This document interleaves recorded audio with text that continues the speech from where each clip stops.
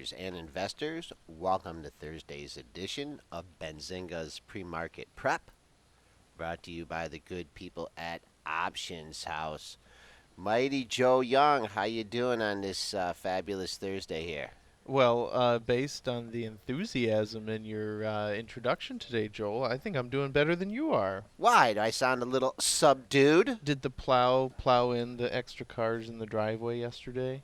No, I didn't get enough shoveling done. I got to get. So, do you have to shovel out a potty spot for the dog to go outside, or Sometimes we do shovel the grass. do you Yeah, just let her kind of yeah. run through the snow and get it up to her nose and stuff like that? Yeah, no, we do sometimes, but right now we got so much snow, it's nearly impossible to get down to the grass. But no, these plows come by. I do my sidewalk. The plow guy comes by, boom, puts all the snow where I just shoveled from the sidewalk. So I got some digging out when I get home today. But you're gonna have to give me a ride home Oh yeah, because I'm supposedly getting that leased car picked up again today. and this is how you tell me. Yeah, so you and so you so I got an extra shovel, man, so you can help me. Man, you're just into the bomb dropping today. Speaking of bombs dropping, how about Twitter?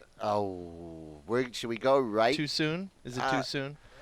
It's is it? never too soon for Twitter, is Let's it? go to Twitter. Okay. Twitter in the Can't pooper. say it. Can't say it. And the Okay. Shitter. Oh. Oh, you can spell it on the show? Is that legal? Sure. Yeah, you could spell out bad words in front of kids. I Why didn't can't we know do it in that. front of Holy traders? cow, green light all of a sudden here.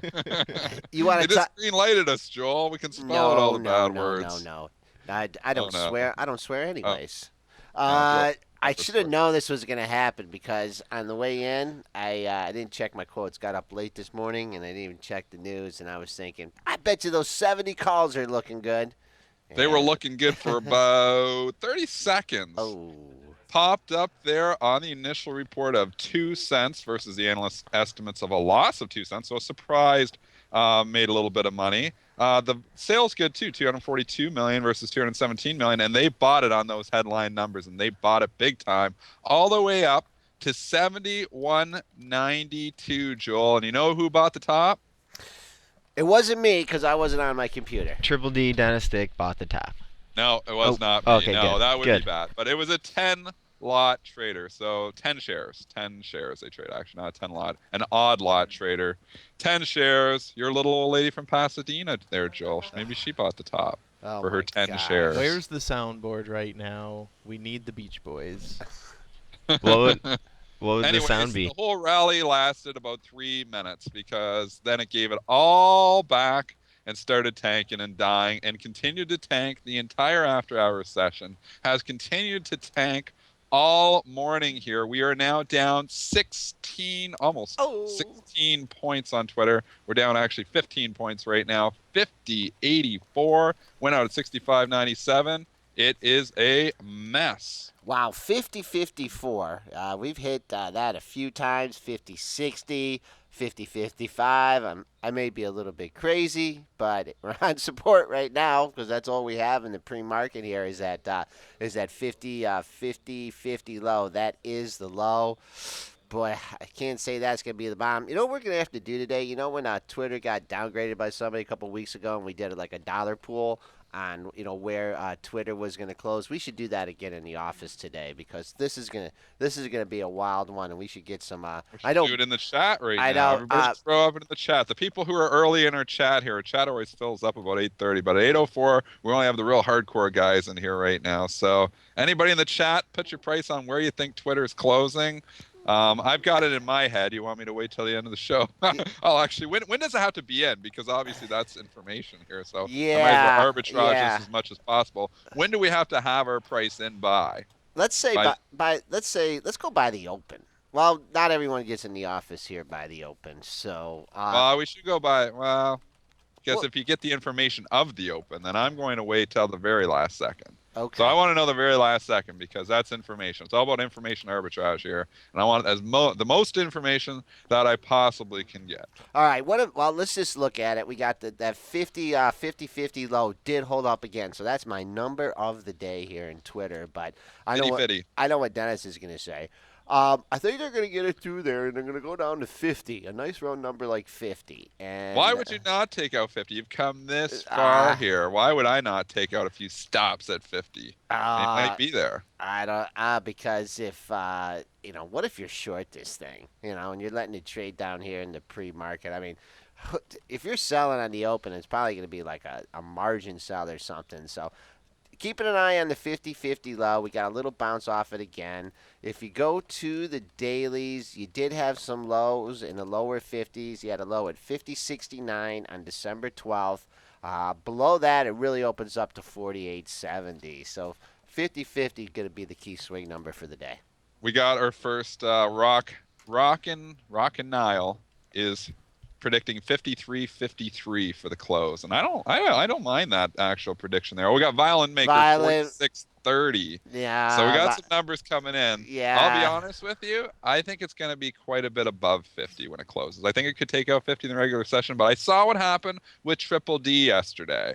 Triple D, where you got the big Momo was down 20 points, and it got back almost half of those losses. It seems like after the open, after the initial washout, buyers often do come in on stuff like this. There's a lot of people still licking their chops trying to get into this stock, and I wouldn't be surprised if the stock actually staged a little bit of a rally. I don't think we're going to see 60 or nothing crazy, but I think 55 is in the realm. I I think had we that could in my rally mind for too. stock. I had that You- in my mind Oh, too. I shouldn't have tipped you off. No, Man, I I should have did. waited for Joel at 55, then I would have went 55.01. I was saying 55, I'd have 55. pennied Joel or 50 or sub pennied him. 55.0001. That's what I should have did. Hey Brent, do you have? Can you give us any detail on those earnings? I absolutely can, and thanks for asking, Joel. Let's see here. I got my handy dandy go-to sheet pulled up here. You guys didn't talk about We the did the numbers, guidance. but we didn't do any other details. Okay. Just the- How about some of these user figures? I think that's kind of where the street sort of really started digesting the numbers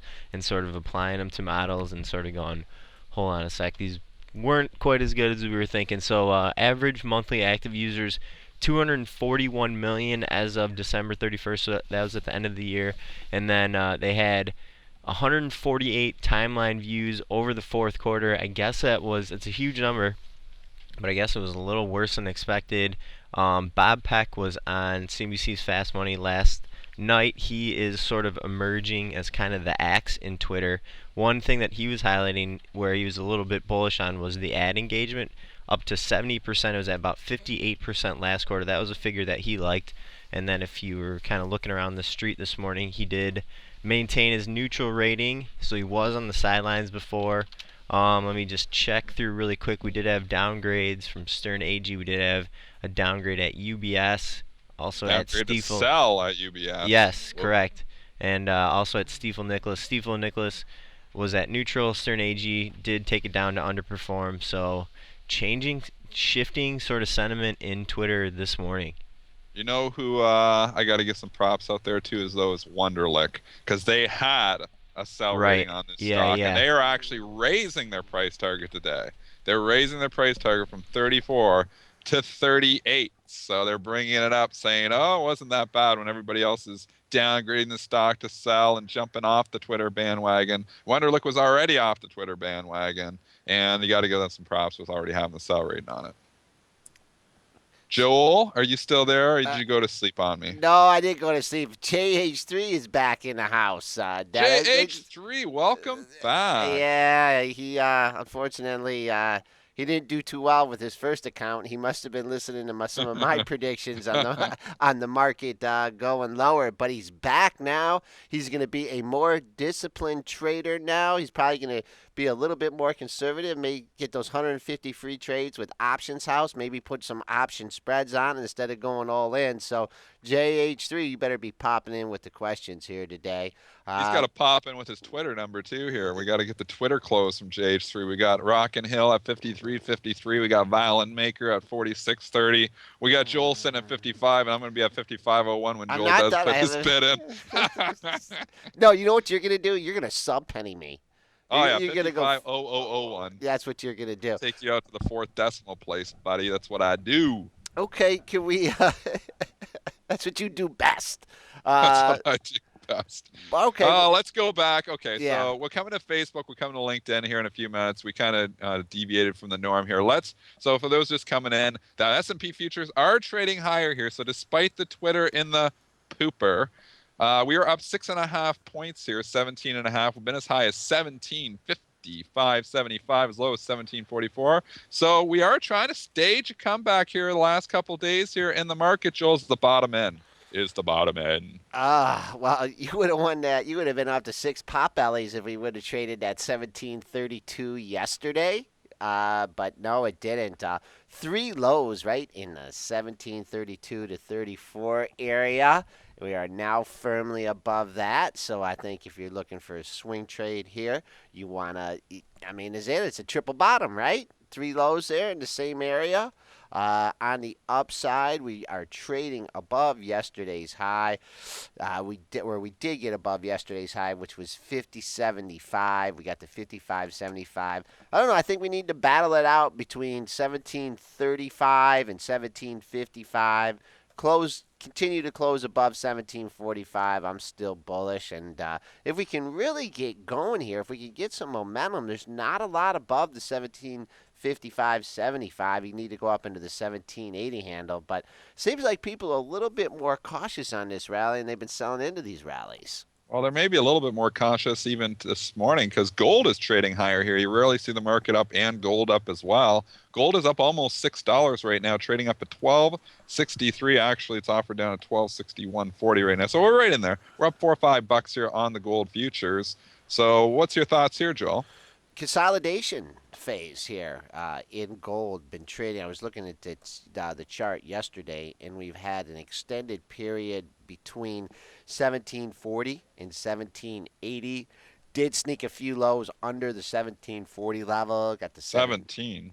Or excuse me, I'm Where are missing. we gonna... Okay, I'm missing I'm my. getting lost here. Now you've lost me on the numbers. I'm looking at 12.62 gold. Okay, 17 handles the S&P one. Okay, don't get. Joe always gets handleitis every once in a Yeah, while, don't folks, you and he's know? got the handleitis going again. So strike the 17s from the record. Okay, I'm just gonna give the last two numbers, and you're gonna say, "Oh, what handle?" But trading between 1740 or 1735 and 1780. 17. I'm saying it again. What are we 12. talking about with 17?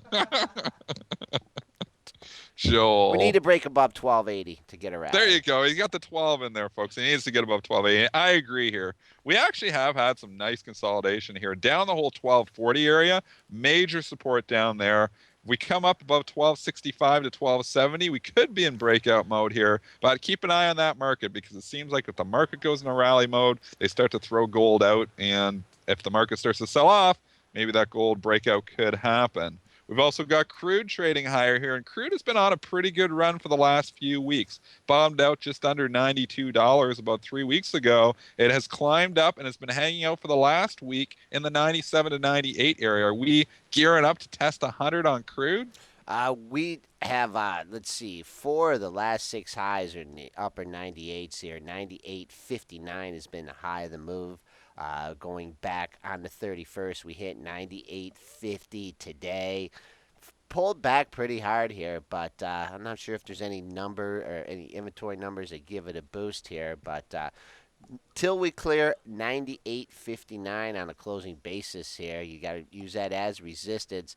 If in fact you can clear that level, things open up to 99.11. Let's go back and just check out Facebook and LinkedIn Okay, because we've good got idea. Twitter trading down 15 or 14 points now. It's come back a little bit. Facebook not down that much though. You were citing that too, Joel. It's only down 90 cents here, and this is the stock that has held up incredibly well despite all the markets selling off, despite the market selling off over 100 S&P points. Facebook's only $1 off its all-time high. Or no, now it's $2, I guess, with today's sell-off, but 63.77, so it's $2.50 off. But it's been holding up pretty good. Yeah, nice double top in there from Tuesday and Wednesday's trading at 63.14 and 63.16. So there's a nice area. You had the big pop up. Now you're getting the consolidation phase after the earnings. Now we get a little bit of negative news here. I'm looking at the low of 60.17, call the whole $60 area. being the major support. Looking at the pre-market trading here to get an idea, we are trading down 90 cents here, but we need to catch an eye on the pre-market low. For our traders here that are trying to short the Facebook, we will look at a pre-market low of, let me get my cursor here, 60.94 has been the pre-market low. So keep an eye on that as a parameter. Couple other lows in the mid 60s, but as long as we hold 60, I think Facebook's still good to go. And look at LinkedIn. It's only down $1.30 right now on this Twitter news. 214.36 it went out at. It's trading at 213 right now, holding up very well here. This stock has had some major consolidation over the last period, struggling to get through the 220 area, but it's finding good support under the 210 area. Where do you think this one's heading? I mean, it's not getting knocked down today. That's got to be good for bulls, no? I don't know. This thing is just been in a weird kind of pattern here. I like to call it the accordion pattern, kind of up and down, up and down. Trading now down in the pre-market session. A couple lows at 211, so I'll keep an eye on that as as a parameter. Looking at the daily charts, though, I think the real good support comes in at the double bottom 208.16 to 208.63. So that will be your area on the downside. If things get rocking and rolling and you clear that area, then might be heading back to 200. Okay, let's talk about your big gainer of the day here. Shubs is talking about it in the chat. It is number one on the leaderboard this morning. GMCR trading up a cool 34 points here this morning, or 42%. No. Trading now at 115. They announced a lot of news coming out of GMCR. They announced earnings, 96 cents versus 90 cents, 1.4 billion versus 1.4 billion. But the big thing here is Coke taking a minority stake, a 10% stake in GMCR here. That is just propelling the stock here this morning. Coke's going to get shares at 74.98. GMCR is going to use the proceeds of that to buy back shares here. So I guess, like you say, Joel, they appear to be doing it this morning because holy cow, this thing is flying. Coke is taking a 10% stake in Green Mountain Coffee? You got her. And the GMCR is trading up on 459,000 shares here, and big volume last night too on this news. Spike took it even higher than this, if you can believe it. Hold on to your hat. We went up to 131.41. Whoa, what? Yeah. 131? I think it was approaching 65% last night. It was over 60. It was up over 60% from the close. Wow. That is crazy. This is a new all-time high for GMCR. We got up to 115.97 back in September of 2011, and we haven't been up here since, but we are back up here, and we are kissing around that level right now. So there is a big number there. So we're actually below that all-time high right now, 115.97.99. So somebody got sub-penny, but 115.98. Call that the all-time high. Obviously, in the after hours, we trade above there, but that's a big number. Well, look at that. And look at the consolidation here after that big pop up. You've come down now, and you've traded here for the better part. Going into the close of the after hours session, you've been trading basically between 113.50 and the higher end of the range has been 119. But I use that all-time high here as the number. You're right, Dennis. You pointed it out. That's right at 115.98. Just looking at this chart right here, just looking at the consolidation phase, man, if this thing takes out 115, I mean, I wouldn't want to be in it. I mean, how could it sustain that kind of gain? I mean, the numbers, the Coke taking the stake, boy, I would not be surprised if this thing gave back some of these gains, even from here from the 115 level. Soda was actually going down last night on this, and now Soda is rallying here. Brent, what do you got on Soda? Did they just break something else? Because I was looking at SODA just about an hour ago, and it was trading at $33. Now it's trading at $37.75. That's just been a wild range here. What do you got on Soda? I mean, I'm hearing, kind of like the expected Soda and Monster rumors following that. Definitely think that could probably be doing it. I mean, we got a downgrade from KeyBank this morning. That's not working. That's the not stock's it. up $2.30. Joel, what's the after hours range been in Soda, SODA? It's been huge here. We just we were under $30, went down to 29, What 29. is this? We all got to become after hours traders because the ranges are way better after hours than they are during the session. I'll tell you that. Oh, that's crazy. 29.27. Then we reverse course and just in the last 15-minute bracket here hit 39 even. So I got a 10-point range on a $30 stock. Yeah, I don't. I mean, And it doesn't even have any news Well, directly. It's just all. check out the range on Monster MNST. Let's go check out MNST. That one is Yeah. not. It's not trading this morning here, but what was it doing last night? it's pretty tame here. It went. It went. I mean, compared to that. I mean, it swung lower about 2 points, swung higher about 2 points. And so, what's the thinking here? That if Coca-Cola is putting money into Green Mountain, that people are going to put in money to Monster and SodaStream? Yeah, Is that that's kind of the thinking, and I mean, soda really. Actually, soda did spike down, and then. But why did it sell off, Soda? Why did it sell off 6 points if all of a sudden they've changed their minds? It looked like, well, they were jealous or something at first, the Soda shareholders, that, oh, Coke's invested in GMC, are not invested in us. And then all of a sudden sells off 6 points. Now all of a sudden they're coming in and getting the thesis that this is actually good news here. Man, they are all over the place in this thing. Well, I think it kind of takes them off the table. Like as the knee jerk, they're like, "Oh my gosh, soda's not an option for Coke. Monster's not an option for Coke if they're investing money into Green Mountain." And then it's sort of like, okay, well maybe Coke's not going to do something. Maybe it's going to be another. Maybe it's going to be Pepsi. I think that's kind of the street sentiment right now. Wow, that doesn't make any sense. The looking at the Soda Stream here, let's just go back to that on the daily chart. The stock had been in a sell-off mode, had been consolidating, dealing with a gap area now in the stock.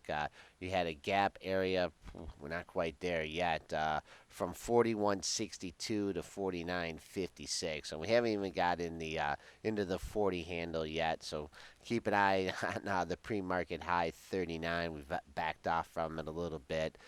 Just tough to trade this. I mean, there's obviously a lot of news on this. You just have to keep your eye on the wire, I guess, Dennis. I mean, this is Wow. this is a wild child. House of Mouse, $1.03 versus 92 cents, 12.3 billion versus 12.24 billion. Disney trading up $2.50 on their earnings report here right now. 74.41, closed at 71.36. So this is getting back a lot of the losses that it had from the last couple of weeks. Yeah, good numbers from Disney here. Just hit a pre-market high. Actually, we've gotten a couple highs up in this area. 74.60. We hit that immediately after the close when the news hit the tape. Last couple brackets, 74.56 is held the number. If you go to the daily charts here, we can take a look to see when the last time we've been up in the 74 quadrant. And you need to go back to a little bit earlier in the month, January 23rd. You went up to 74.95. So I'm looking for resistance here, 74.60 up to that nice round number, 75. I know you can't see in the book beyond that, but that would cap at 75. The thing would be up over 3 sticks. So. I don't know, a little much, especially I after think so, too. after it traded 70. And you talk about the whole number theory coming into place here. If you just were sticking your blind bid out there at 70, you could have gotten in on Monday and Tuesday, but on Wednesday looks like you had some shorts in ahead of that. So I don't know if you recognized any big bids down there over the on Monday and Tuesday, but surely someone got a deal on Disney down there under $70. Yeah, it looked like obviously somebody trying to pick up a piece, and you do often see institutions, for that matter, buying by big whole numbers there, and sometimes they're using algorithms and using VWAP and all kinds of fun stuff, and slowly just buying stock. And when you see a stock pop, basically that quickly, and also when you see a stock put in a double bottom at a keyhole number like that, it can be a sign that a short-term bottom is in, and that was obviously the case here. You often do get the earnings run up too, so not surprising that it had a stronger day yesterday where it was weak for a bit, but then closed fairly strong ahead of the numbers. So pre-earnings run up a little bit into the numbers, and the good news, propping the stock up to 74.5. Also reporting earnings yesterday, or actually this morning, is General Motors, Joel. General Motors. Ooh. Normally we would start with this one, but there's been a lot of big companies reporting here this morning. 35.24 went out at. It's trading at 33.80, down $1.40 right now. They missed big time. 67 cents versus 88 cents. 40.5 billion versus 40.96 billion. So missed on the top, missed on the bottom, and GM is breaking down to the October low area of 33.92. Yeah, it had been trying to find support at the $35 level. You had a couple lows there on Monday and Wednesday, 34.91, 34.96. So if you do go into rally mode, that's only a buck 20 away from here. I think that's going to be a good resistance point now. Looking at the pre-market trading, the immediate spike took it down to 33.44. That's been your pre-market low. You need to go back quite a ways here to find support. You had a low at 33.92 back on October 9th, and then you have to go back a little bit farther than that to find a low. Let's see where we go. Back in the 33.50 was your low on August 28th. But you know where GM's right back at here, right at the $34 level, Dennis? We'll see how good your The, memory is. the Wow. government price. That's where it IPO'd.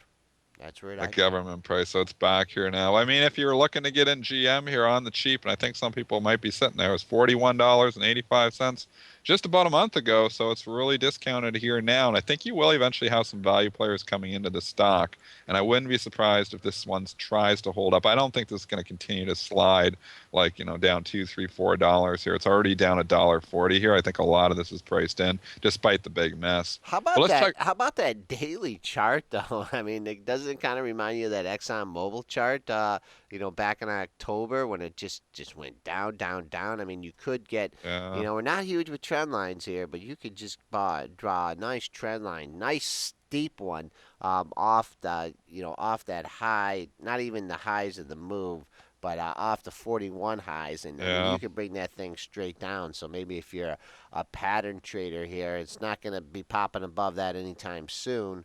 But it's steep and it's coming down. Maybe when you get above that, be time to take a look at GM on the upside.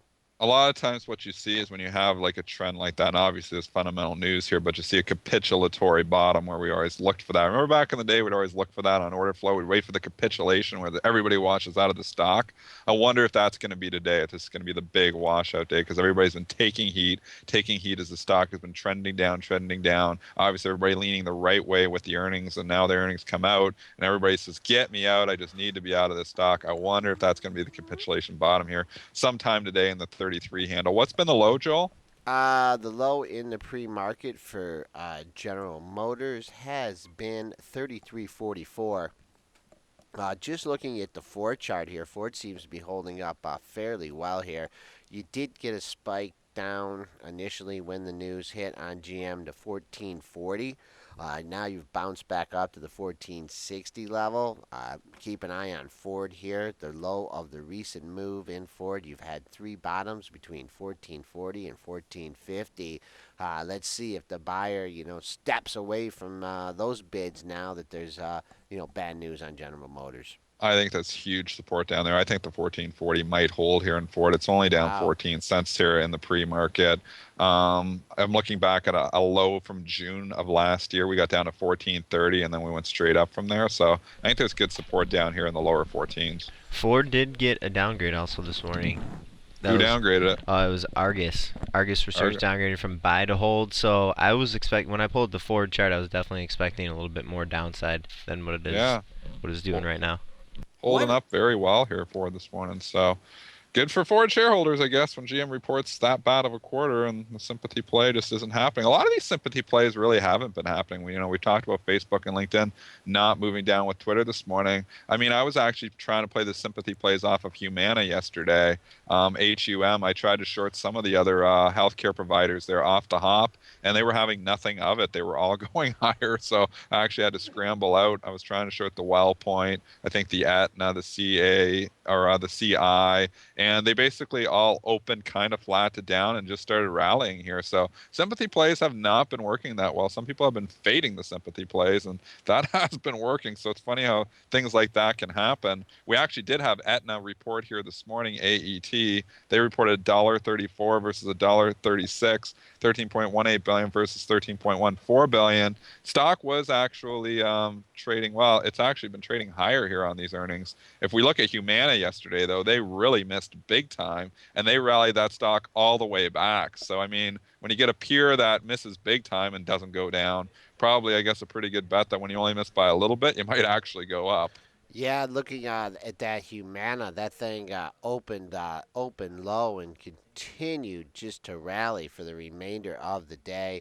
Opened at 90. Three. I actually was participating. Had a 91 low, like in the pre-market there, and right after 9:30, you might see a 91, but it never really traded below $93 in the regular session. I know if you look at that bar chart, it looks like it opened below that, but it's not true because the open didn't happen until about 9:35. Designated Oh, market maker was slow trying to put that print together, and it kept getting jacked up. And I actually, and this is quick thinking on my part, but I was actually getting short, and I shorted the CI and I shorted the wall point off of those Humana numbers, and those started rallying on me. I'm like, you know what? And I watched the Humana going from 91 indicated to 92 indicated to 93 gotcha. indicated. I was like, they're jacking this thing, and I actually threw an OPG order just before, and an OPG order is an opening only order, and I was actually able to buy the 93 low, and within seconds the thing was at 94. So everything that I lost on my Aetna, my sympathy plays, I actually made on the stock itself. I sold Humana, I think at 94.20 and 94.90. So I was able to actually make some pretty good coin on the Humana. You had a couple highs for this at in the upper 69s. You had three highs in a row between 69.60 and 69.82. Just back at the end of January, you are approaching that level now. So let's see if that acts as resistance. Also, you got the $70 level kicking in. I don't know if you remember any size being at that particular level, but getting a boost here off a nice down move from 72 to under 67. So let's see if some people quick 50% retracement on that. I mean, I bet you that 72 is the all-time high, 72.06. Call that down to 67. Call that a 5-point move. You had 2.5 to that. 67, 68. Yeah, so it's above the 50% here. Let's see you can hold in here at this level. Just reporting 1 minute ago, Kohl's reports Q4 comps down 2%. They're cutting their outlook right now. KSS just tanking. They're on that news here. Actually, the stock just went down. I'm trying to see. It looks like it went down to 48.01. It's starting to spike back here. It's at $49 now. So somebody just overshot there on the news. These news algos, they sometimes do overshoot, which we know of. It's bidding 49 here right now, so it's trying to come back, KSS. Yeah, it just spiked. It spiked down to 48.01, and then you just got a nice pop up. In yesterday's range, you had yesterday's low at 48.68. So back above that area, kind of a quick spike down. It was interesting when we were talking to Brian Sazi yesterday, and I asked him the question about these retailers. I mean, he's pulled up a lot of these retail, the Targets and the Kohl's and everything. What does it foresee? For the for the market and the economy for the rest of the year. And I liked his answer. He was a little bit tepid on the market at the beginning of the year, and he's waiting for something. To show him that things are turning around, the economy isn't slowing down, that people are willing to spend money, and you just keep getting bad news out of these retailers. Yeah, we keep getting a lot of bad news out of a lot of different main stocks. I mean, Twitter disappointing, 3D disappointing, lowering guidance yesterday. And we're shrugging it off, though. The market is trying to climb that wall of worry again. We know it likes to do that. I mean, it did it all through 2011, 2012, and even a lot of 2013. There was always people that were, fading the rally and saying, well, no, the economy doesn't look good. There's no reason. And they keep fading. And the market does like to climb a wall of worry. We've got all kinds of worries here right now because the earnings season has not been good. You've got worries overseas here again, obviously, with the stuff coming out over there. So I'm not totally convinced that we can't climb this wall of worry, but there's definitely a lot more concerns than we had a month ago. Just real quick, back to the coals. If we do get a spike down to that $48 level, 48.10 was the low back in May of last year. So keep an eye if it does. I mean, it got the quick rebound off it, so I don't think it's going to get it back down there. But if it does, you're playing it from the short side or looking to nibble along at like the 48 to 48.10 level. Pandora Media, symbol P, reported earnings last night. They lost 11 cents. Supposed to, I think, lose only 8 cents. So that's where, and the guidance, they're lowering the guidance there a little bit too. And active listeners were down. So a lot of bad news coming here from Pandora Media. Stock is trading down over 3 points in the pre-market right now. Is offered at 32.45. Went out at 35.83, so down $3. Where is the after-hours low there, Joel? After hours low in P is 31.50. Since hitting 31 and a half. 31 and a half, you bounced up to 33. Now just kind of consolidating right at the 32.50 level. Kind of in the vacuum area. You had that big sprint up through 29.30 and 31. You did have a 31.20 low on January 7th, but it's going to be tough under that 31.70. You had that must have been on. I don't know why at the beginning we took off at the beginning of the year, but do you listen to Pandora? No, I do not. And what I about don't even know anything about Pandora, to be honest with you, like how you listen or anything. I listen. Darius, I'm, our trusty intern, he listens to Oh, Pandora. he's shaking his head. What I'm a about I'm a Spotify guy. Spotify guy? Spotify's the Me too. the realness. Yeah, I know you you know, are, I Joe. mean, I I know you listen are. to Spotify all the time. Hey, it looks like we're moving on a bit of data here, guys. Okay. We just had initial jobs claims out. They were a little better than expected. 331,000 versus 335,000. Looks like continuing claims also a little better than expected at 2.964 million. And also just had a preliminary reading on fourth quarter non-farm productivity. That was also better than expected at up 3.2%. Economists were looking for a gain of 2.8%. Unit labor costs were down 1.6%. That looks to be a little worse than expected. Economists were looking for a decline of 0.7%. We initially kind of moved a few ticks higher following that data point. Now we're sort of moving lower, 17.50.25 in the S&P futures last check. Yeah, kind of drifting, still kind of holding in here. To shift gears here a little bit, Dennis. I know you got some more earnings to do, but JH3, wanted to talk about, take a look here at Citigroup. Oh boy, look at that wow. mo. Look at that. That looks like one of the ski slopes up here in Michigan. Look at that And yeah, thing. it's one of those black diamond ski slopes too. Yeah. What do you And I wouldn't go. I wouldn't ski on that thing. That's too straight down. what do Little you mogul there, just above 50 or just below the $50 level there too. I don't like that ski slope whatsoever. But I tell you, we got 46. You got yeah, a big number down there to lean on here now. 46.19 the low 3 days ago, and then yesterday tried to put in the double bottom 46.31, and we've popped up from there now. So bulls might be arguing here. If we could get back up above 48, yeah. maybe that's the case. I concur with you on this one.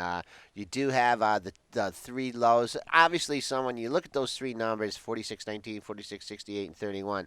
Immediately, you know there's an institution or a big short in there trying to cover the 46.50 level. And, they let it slip down there a few times and brought it back up. So, I mean, if you're looking for a swing trade here, I mean, I see no reason. I mean, it's a lower risk swing trade. I mean, obviously, it takes out that 46.19. I mean, I think this thing is, if the market turns around and you get a little bit of a breakout here, you could get a couple points back because you have just a major sell-off here from well over 55, 55.28 down to 46.19. So that was a 9-point cascade drop here just since January 9th. So if you take half of that back, you get up to the $50 level. And actually, for the last 3 days, you've made those lows kind of within the same area. Well, you made Yeah. the highs in the kind of the same area, too. 47, 37, 50, and 786. So if you're looking to buy it on strength as opposed to weakness here, you get above that $48 level, and it could get some of this back. Just looking at these other bank charts too, though, all of these things are still pretty much sitting on the lows. I know Bank of America hasn't quite made new lows there, but JP Morgan not too far off the lows. Wells Fargo actually made a new low yesterday on the move down at Really? 44.17. Goldman Sachs is trying to hold this 160 area, but it's not rallying either. We're 20 points off the lows in the S&P futures, and the financials are not really participating yet, and that is a little bit of a concern here. So even Morgan Stanley, look at that one. It's just barely off of its lows for the move. So definitely financials lagging here again. They've lagged all year.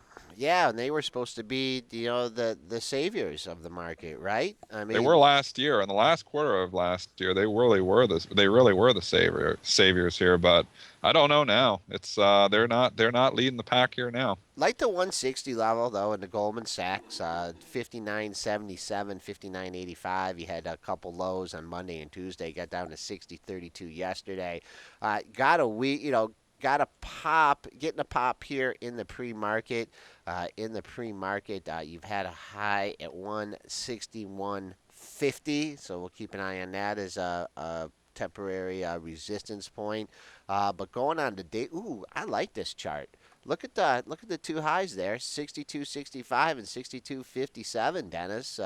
You get through that, and I think it's rally time in Goldman Sachs. Yeah, if it can. Well, then you're going to run into a wall up at the 165 area. Well, So I'm there's a little talking bit for there. for a scalp or Short yeah, term. an intraday trade. I mean, 2 days of you had the big whoosh down day on Monday. Now a couple days of a breather. You're holding around a nice round number, 160.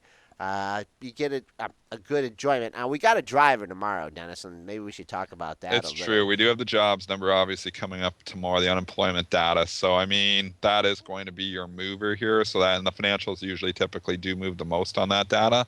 So we do have a fundamental and driver. And obviously, if the jobs is good, maybe these things can hold on to these lows. If it's bad and these things start taking out the lows, then I don't like them at all. So they need to hold these recent lows of the move, like Goldman Sachs 159.77, Right. Morgan Stanley uh, 28.78, which is a potential double bottom area. So those need to hold. Brent, from the Hey, from the numbers that came out yeah, today, yeah. the preliminary with the ADP The numbers. initial claims. Yeah, what are you leaning? Are you leaning for a good number or a bad number? Well, let's see here. I usually like to look at the ADP report a little bit more, and that was yesterday. Mm-hmm. Let me just look at the analyst estimates really quick before I make my own call. So for non-farm figure, we're looking at around 180. Private sector looking around 188,000. Unemployment rate expected to stay flat at about 6.7%. And yesterday we had ADP a little worse than expected, so I'm probably going to be, even though the initial jobs claims figure today was a little better than expected, based on the ADP figure yesterday, I'm probably leaning towards sort of the miss side of things, maybe around 170 on the non-farm, maybe around 175 on the Okay. private sector. If we're making, are we making bets on this now? No, no, Oh, oh okay, no, we okay. don't do that on a pre-market. We can't keep gambling. Joel's got to go to Gamblers Anonymous here pretty soon. He's making bets every day. It's starting to get out of hand. It's hard. It's hard to make a wager on on that unemployment number. The market's kind of sold off into it going into it, so I'm the ultimate fader here. So I probably think it's going to be a good number. We're going to rally back up.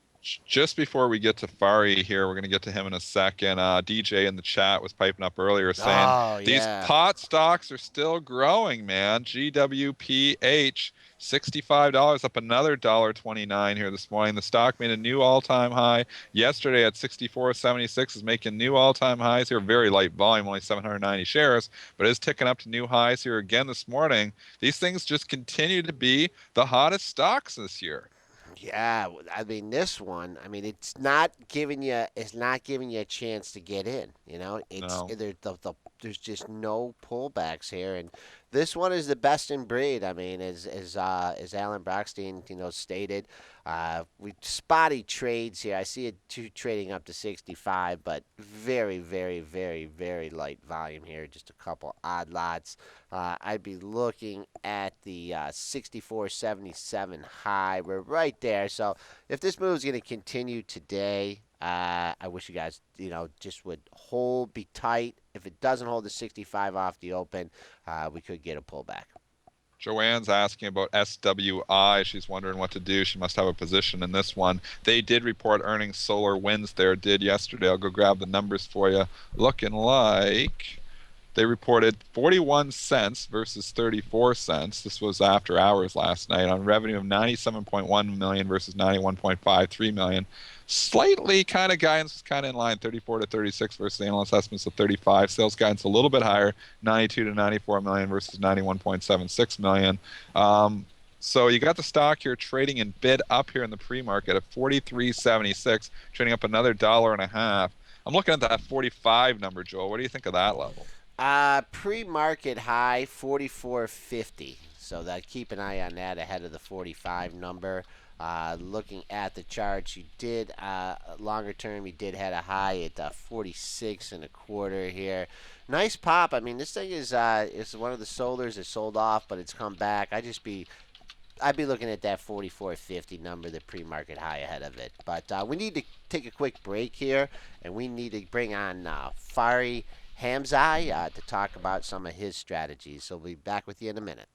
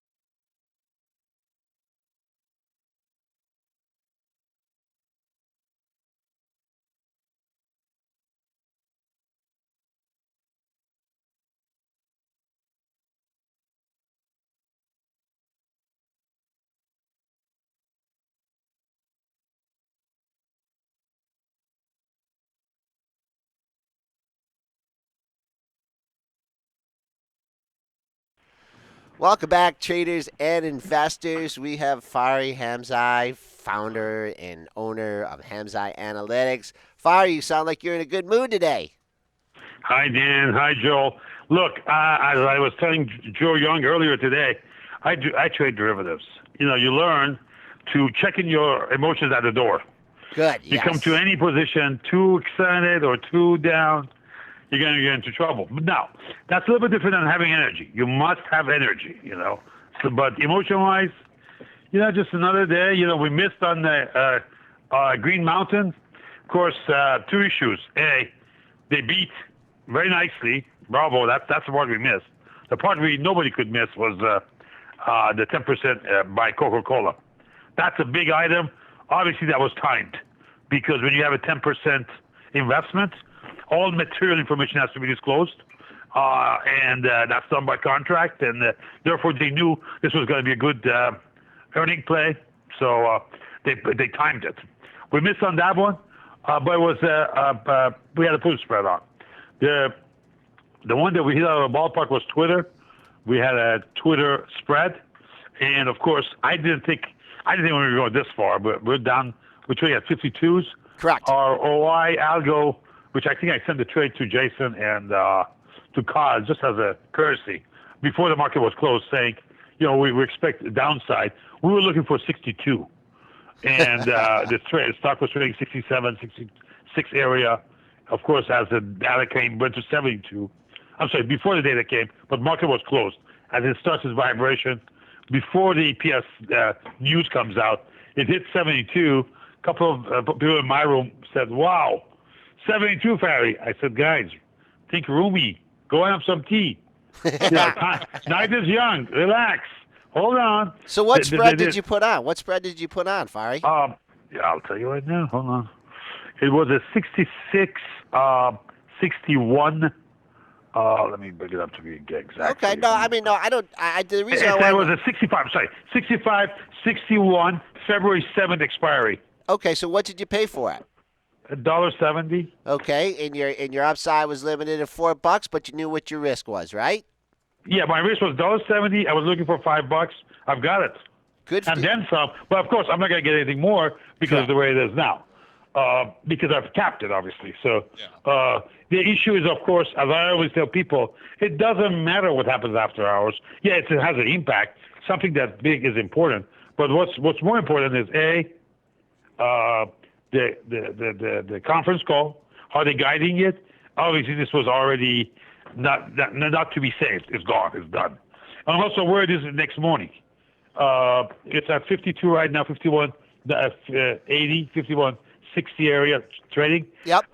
There's nothing that market makers can do. That's So all. you just, I mean, it's at its full value. Are you just going to Well, let it it's going run? to be close to its full value because it's February 7th. But so you're trading I mean, at- just tomorrow. Tomorrow will be it. But there may be some move here, but I doubt it. Will you It's take going it to be off? very close to full value. Go ahead, Will you Dennis. take it off or will you wait it just right out right now and just let it expire? Or will you try No. I will. No. I will. No. It can't expire. I'm gonna.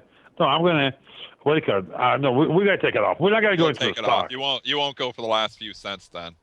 No, I never do that. Learned that from a 40-year veteran of the street from actually Boston. Who used to work for Putnam. He said, "Young man, don't be too greedy. Leave some on the table for the other guy, So because this way you get filled. I- So if you take everything for yourself, like some of my buddies from LA would do that. I mean, they want the last penny. Of course, they were from a different tribe. They want the last penny. If you do that, then chance of getting filled in this, especially something that's so widely subscribed to, Yeah. you may not get filled. And if you don't get filled, what do you got? Nothing. Unrealized gains are worth it, like toilet paper, or wallpaper for a toilet. So what do you- You don't need that. what do you, are you thinking of dipping your toe in here on the long side in Twitter now? No, never do that. Never do that. This is not done yet. Let it settle down. Let it a day or two. Let it settle down. Let some of the other big boys react. Listen, first of all, we don't even have the cash market open yet. All we saw was after hours so far, right? Right. So no. Let's let this thing settle down. And we'll take a look at it next week sometime. What was your driver? What was your key to? Why did you think it was going to miss? Oh, good question. Very good question. That's what I want to talk about. Thank you, sir. Hold on, let me bring a chart. Now, these are the issues. Let me first of all, let me read to you my thesis. Okay. This is what I sent to Carl and Jason. This is a challenging trade. Okay, we always write a little thesis so that the option trade in our room knows where we're coming from. We have a table. We have to check in, put this stuff in, either me or any of my option strategists have to fill in to check this stuff. Where's the target? Where's the price? What kind of strategy? When is the next earning? What's the bias? Which leg is how? All that stuff. Not to pay max, but more importantly, what's your thesis? Here's the thesis. This is a challenging trade. Only larger accounts should participate in this trade. We have limited charting and option data, as this is the first quarterly report by Twitter since we went public. Our prop OI algo, that's open interest. Algo has a 62 target before February expiration. Okay, so that's the option data. Let's go to charts. And at charts, as you know, I don't use any. I can't say that any. I use fairly little outside or public, or like open source or public domain indicators, because the more people use them, the less value it has. So we use our own algo stuff. Looking at our Sigma channels, we're at 2 Sigma. That's a 95% of travel. This area was already juiced up. Okay? Okay. And people were talking 72, 75 area on Twitter. Oh. Yeah, when people start talking like that, I'm saying, you know what? The only guy who's going to make money here when it's already juiced up is a market maker. Do you look at the social sentiment? Like, do you look at that and use that for indicators? Like when you see people talking on Twitter, the little guy talking, oh, it's going to 75, 80 bucks. Does that automatically start to make you bearish? Let me say this. We have a lot of research in that area. Usually we do not comment on any work that's in research. Okay. Okay, Oh, but so my background was AI. You got some edges working there yet. You don't want to let us know I about have it. 14 monitors here. I have 14 monitors here. And the smallest one is 22-inch. So there's a lot going on. I do not comment on ongoing R&D, but my background was artificial intelligence, AI. I worked for Goldman Sachs and Morgan Stanley as a consultant in AI area for the prop division. That was money of the house, not the client money, but actually the profit of the house. So I looked at, so one extension of that these days is, yes, social networks. There were rumors in the past, and I will not comment on that, nor deny or affirm, that we had a list and we would look at who were calling what in the past and how accurate they were. I'll say this to you. There are a bunch of people, if you watch them carefully, they're always wrong. And there are a bunch of people that are, well, not always, 90% plus Correct. wrong, and there are 90% are right. The issue is which one you follow where. So there's some component there, but that's nothing novel. I mean, I think there are a lot of hedge funds who are doing also that. The issue is, how do you just need a lot of data. You just need a lot of data because there's a lot of comments going on, and there are different type of trades. So you got to see who's good where, who's bad where. So by the way, the skew is toward the wrong trades. By the way. So you have a lot of people who are usually wrong a lot. You have few people who are right a lot. Does that make sense? Yeah, for sure. Yeah. And I always Well, try it's a pyramid. Yeah, I always try to talk about herd mentality, and I always try to figure out which side the short-term herd is on, and I try to naturally go the other way. Like I've been a prop trader for 15 years, and I've honestly had a lot of successful strategies. Just trying to figure out, just from even reading the tape sometimes, Right. for short-term, to try to figure out which side the herd is on. Because if you can figure that out, you can usually be pretty accurate going the other way. Well, that was our thesis for developing dollar-weighted put call back in '98. Back in '98, because post AI work that I did for Goldman and mainly for Morgan. Mainly a lot was Morgan Stanley and then a little bit Goldman. But it was good to be exposed to both. Post that, we found out that just trading S&Ps based on chart patterns were, you had three legs of a stool. You had a missing leg. So for that, a bunch of us in the technical analysis group in California, which is like fairly large, big component of the technology there. We had Steve. We started working on put call, and we did it for OEX, and that really helped us a lot. Go ahead. I'm sorry. No, that's okay. We had Steve Clausen on earlier in the week, and we were talking about the weekly expirations and the weekly options. The bang Right. for the buck there, and we have an interesting day coming up tomorrow. We have the unemployment number coming out. You've had a good sell-off here in the market. You do have a triple bottom here in the SPOOs around the 1732, 1734 level. Are you gonna get dirty on the weekly aspiration in the S&P futures or the absolutely. spiders? Well, no, not the weekly expression, but definitely.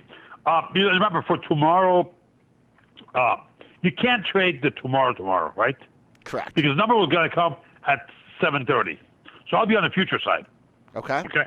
Now, by the way, I've never pushed, but I'm going to say this, and this is not for a product or anything, but we do have, this is a public service announcement.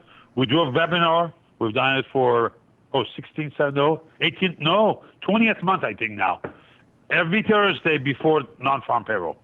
Wow. It's myself on indices, Brad Sullivan, famous hedge fund trader, on the global macro, Ashraf Laidi on Forex, and George Cavaligas on bonds. We go through what non-farm ahead looks like. That's today at 3:30 p.m. On Hamzei Analytics website, links and all that. Actually, I put one on pre-market. We go through what each market, 4 asset classes, plus volatility, which is coming to be the 5th asset class, is looking for vis-a-vis the non-farm payroll. Obviously, there's a lot of levels you got to look at in the indices. We have been somewhat oversold. We were at trigger level last night, or yesterday trading. We're at negative 122 right now on my current oscillator. We did not. The 3 sigma on SPX hit 200 day. Okay, we had a hammer configuration yesterday on the close, and we're up a bit now, about 3. We were doing a little bit better until GM missed. I do believe we're beginning to lift. Okay, the problem we have is weather was bad. Okay, and also if you look at the CBOE report yesterday on Obamacare, I mean technically that may erase what non-farm is going to say for a while. Okay, for going forward in terms of at least shave off quite a bit off of the numbers. So it's going to be a guess.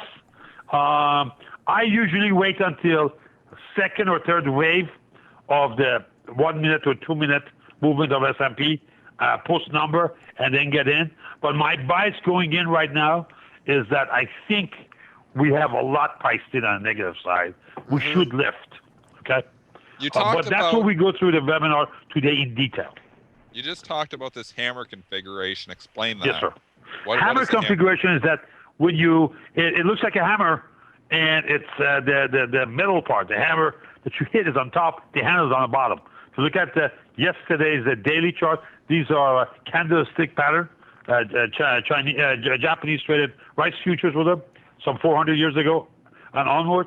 If you look at it, I wish it was green. It's a red hammer, but it's and almost made it to be outside bar. Had it gone up a little bit higher, okay, would have closed green and would have been outside bar from the day before. It's very constructive, and we never got as far down as the Monday low, which was 1739 on a cash basis. Some people use the S&P 500 futures. I like to use the cash, the SPX, because that takes the noise out, and nobody can push it that easily back and forth.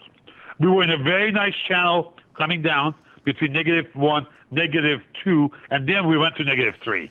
Bounced up, come back to -2, and then yesterday we tested -2 and rose up. Yesterday was a very nice reversal intraday. Now, our proprietary CI is green, and the slope is beginning to get flat. I mean, that's a little bit aggressive yet, but it's beginning to turn.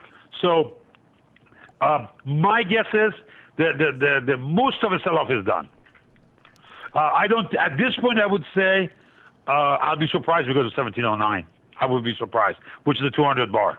So you think we have a better chance to bounce tomorrow here than probably sell out and take out the lows? I would think is that if we, I think we have a very small chance of going to 1709. Most is priced in. Most likely we'll pull up. What about now, I'm not always bull, and we just crossed sure. 0 sig, and we have crossed 50 by quite a bit now. So it's the first, push down. Usually these could continue, but given the configuration, I think we'll come back up again. My thesis is, which I write in my market commentary on Hunter Killer Sub or Twitter feed, I think we need to go and test a 50 bar and fail there first, which is around 1810. Now that's going to be, remember, that's adaptive. That's going to come down as we're coming up. So maybe early 1800s, between 1800 to 1805 or so, we need to go there and fail there. If we fail there, then I think Obama is going to scratching his head. So what did I get into? Then this baby is going to go to 1600s. Ooh, okay. Yeah, he'll take 1700 out if it fails at 1800. Okay, what Because about... that's a configuration. That's a chart configuration. Now, when or how or why, please, I don't write the news. I just predict it's coming. That was a problem I had with CNBC. They always kept telling me, "What's the food call tell you? What's coming? What's happening?" I said, "I can't. You guys are news. I cannot tell you what the news is going to be. All I know is a chart there that says something is happening or nothing is happening. Is there something happening positive, something happening negative, or no event? Right now, I'm just telling you something. For example, on the Microsoft, something positive was coming. I said, that's what put call is telling me. So I don't know what the news is. I don't write the news. You guys write the news. The news will happen by itself. I'm just looking at data. I'm looking at what's happening on the option market. And what does that mean? Everybody's paying for this. You're reaching in your pocket, taking money out and putting it on the table. Everybody's voting with their pocketbook. I aggregate all of that and tells you how to read it. I read the tea leaves this way. Let me put it this way. What are your thoughts on Google here, Fari? Google disappointed me. Amazon was great. Amazon was out of the ballpark. Google disappointed me. Let me bring a chart up for a second, please. 1 second. I thought we would be seeing it in 1200s. Obviously, I was dead wrong. Did you? We didn't have a chance to have you on before the earnings. So you tried Not a problem. you tried a call spread a little bit I did a higher. call spread. I did a call spread in the 1240 area. It got evaporated in milliseconds of the news. Now that's what happens. Remember, we're a derivatives trader. You throw in a few bucks at the right time. And that was a quasi lotto. Had it triggered, we're gone. But obviously we were wrong. I forget what they missed fundamentally. Do you recall? It was a weird earnings report, wasn't it, Dennis? Right. Yeah, it was. The Google missed big time on the bottom line and the top line, but then they announced that funky split. There was like the 2-for-1, but they're issuing a new class of shares. And then Well, they want to keep the control. They want the two founders and Eric to keep the control. Yeah. Because Exactly. the new class is non-voting. Yeah. It's going to trade under two different shares too, and then they own. So there's three classes of shares really on there. They own like the B shares or something. Yeah, they're already A and B already, and C. this one's a C. Yeah. Yeah.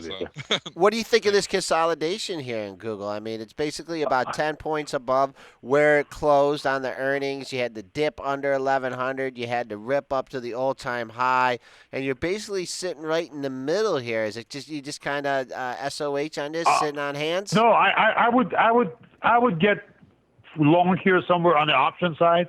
I think we will see 1200 shortly. Okay. All right. Okay. Yeah. I mean, you remember when you say market is down. Okay, what does that mean? Big participants in the market are down, right? So this is following the market. It's been down. Market's been down. Look what happened on Monday. Monday it lost 2 full sigma levels. It was at +2 sigma. It's at 0 sig now. So it left 2 sigma level. For a stock like Google, given its market cap, it's the second largest, if I'm right, second largest market cap on the Nasdaq. Okay, that's a huge move. For it to move like that, it takes a lot. But you never discount Google. They got their hands in so many things, and they're so involved in so many new technologies. Reg FT, my lawyer in New York, Larry Stutnicki, he's long-term 85. He knew some people on the West Coast, and he managed to get to IPO. He has not sold yet. And we've had massive fights over that. Like, hey, Larry, you got to get out of this. You've done enough. But he's still bull. So. I've still got some shares too that I bought back in the 500 area, and I've been kind of itching. Joel's been saying maybe I should lighten up here, but I was talking to one of my technology friends there, and like he's just saying Google is into everything, just like you're saying, and he's convinced that Google will eventually be the most valuable company in the world. Do you think that is possible? You think so? I think so too. A friend of mine, Omid Kurdistani, he was number 3 over there, and he was a business partner. He sold 500 million at 300. But the stock hit 300, he sold 500 mil. Oh, is he upset? I was going to use a word of choice word, but we have ladies present. And then, of course, he went through a divorce. So the ex-wife got half. So is he upset? You won't believe. But this happens. This is the market. You used the term Cigna here a few times. Could you just go Sigma is standard deviation. Sigma is the standard deviation in statistics. Okay. And basically what it is that I'm trying to measure, okay, a vibration of a stock, okay. But my background was electrical engineering, and this is basic signal to noise ratio. We got the stock is trading in a bunch of noise. I'm trying to capture the signal value, because noise, you can't make money on it, but the signal I can. The issue is which side, what kind of strength I have, and where is it tired? Where is it completed? Where the energy level is getting worn out, so that me as a derivative trader do not give in to greed, okay? And say enough is enough, Fari. Let's eject and get out of this one. Go for another ride. Remember, these don't go all in cycles. Each have their own cycles, but all the cycles do not line up. So each underlying has its own vibration. So you run one to the top, you get out, look for another one. Look for a setup are there certain sigma patterns, which what we call -1, -2 sigma. That's a channel that's going to drop. And then the wash comes at -3. Why? Here's the stats. 1 sigma is 1 standard deviation. It's about 67% move. 2 sigma is 95% move. 3 sigma is like 99.7 move. Okay? So when you get to that 3 sigma, usually comes on like a third day. That's a flush. The sellers have sold. It's not going to get cheaper. That's the time you got to pick up the breadcrumbs. The same thing happens on top. You get 67 at 1 sigma plus, 95 at 2 sigma plus, 99.7 at 3 sigma plus. And when you get there, pull out. Don't necessarily short, but get out of your longs. Yeah, that's like And the then- that's like Pardon the me? capitulatory event, right? Correct. That's why I always call it capitulation. So you're Yeah, or on the other side is irrational exuberance. Where it gets way, way up there, Thanks, man. and I don't need to pick up the top tick. Okay, so what I try to do is, hey, look at that and say, you know what, I'm done here. Why don't I pull out and let's come back to reality again? Now, key caveat here. The time interval. The time interval has to match what you trade. You know, what your cycle of trading is. You can't go in there and trade S&Ps on tick by tick, okay, and look at a daily chart for the 3 sigma. You see my point? So if you're doing tick by tick and you're doing a short-term trade in and out, then you may have to be looking at 5-minute chart or maybe a 1-minute chart. So the time frame, the time slice that you use for that time interval has to match the type of a trading you're doing. That's crucial. Now, when we do our webinars, at the end of it, I do a lot of stock analysis and per request of audience. So I don't know what the stocks are they're looking at. They ask me, I bring it up on 4 charts, monthly, weekly, daily, and hourly, all usually in Sigma channels. And I respond to them basically based on weekly and daily.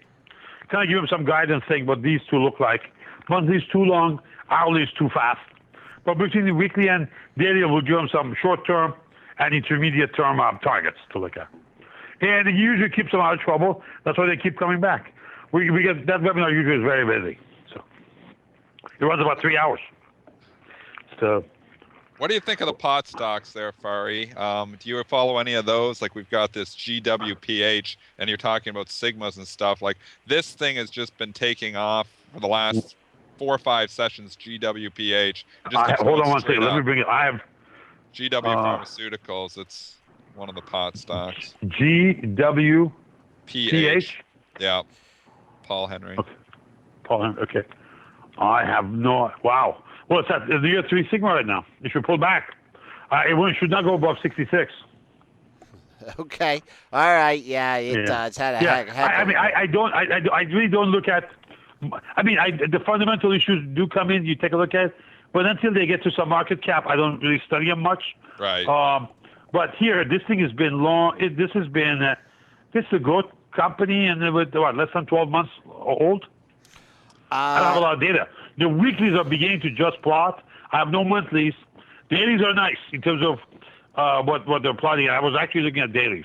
So you stay away from stuff like this when you don't have a monthly history on the company. You stay away from stuff like this. No. Because then it really becomes a fundamental game. The charts are meaningless. Okay, that's what my argument was about Twitter yesterday. I went to option data. Even there wasn't much, but we saw a 62 event to look for, and that's what we shot for. Of course, it shot over us. But right now, for example, this stock has once dipped below negative CI, and that was in the end of the year, late December this year, which was the testing is 50 bar. It hit negative 2 sigma. Since then, it has kept up and gone up. Right now, it's getting to exhaustion. It's getting to 66 and a quarter. I think the max you're going to see is about 66 quarter.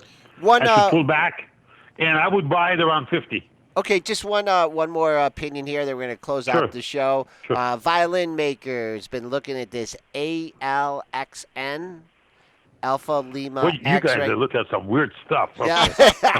No, that's What are you guys smoking over there? Okay, hold on. Let's see.